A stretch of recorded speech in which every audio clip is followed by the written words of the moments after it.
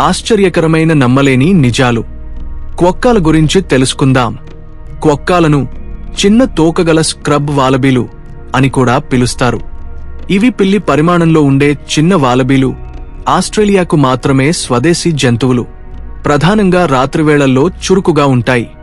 ఇవి ముద్దుగా, ఎప్పుడు నవ్వుతూ ఉన్నట్టుగా కనిపించే రూపం కారణంగా ప్రపంచంలోనే హ్యాపీ యానిమల్ అని కూడా పిలుస్తారు.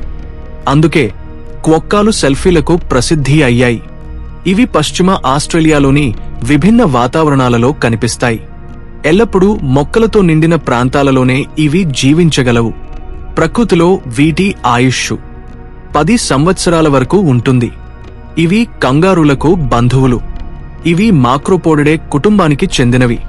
ఈ కుటుంబంలో కంగారులు, వాలబీలు మరియు పడెమెలన్ను కూడా ఉంటాయి. అత్యంత ఆసక్తికరమైన విషయం ఏమిటంటే క్వొక్కాలు చెట్లు ఎక్కగలవు.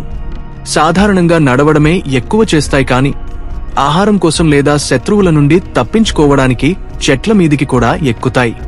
ఇవి చాలా పరిమిత ప్రాంతాలలో మాత్రమే జీవిస్తాయి.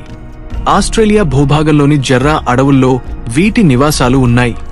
అంతేకాకుండా బాల్డ్ ఐలాండ్ మరియు రోట్నెస్ట్ ఐలాండ్లో కూడా పెద్ద జనాభా ఉంది. క్వొక్కాల ముఖ నిర్మాణం, ముఖ్యంగా చిన్న దవడలు మరియు బయటకు కనిపించే పళ్ళు ఎల్లప్పుడూ నవ్వుతున్నట్టుగా చూపిస్తాయి.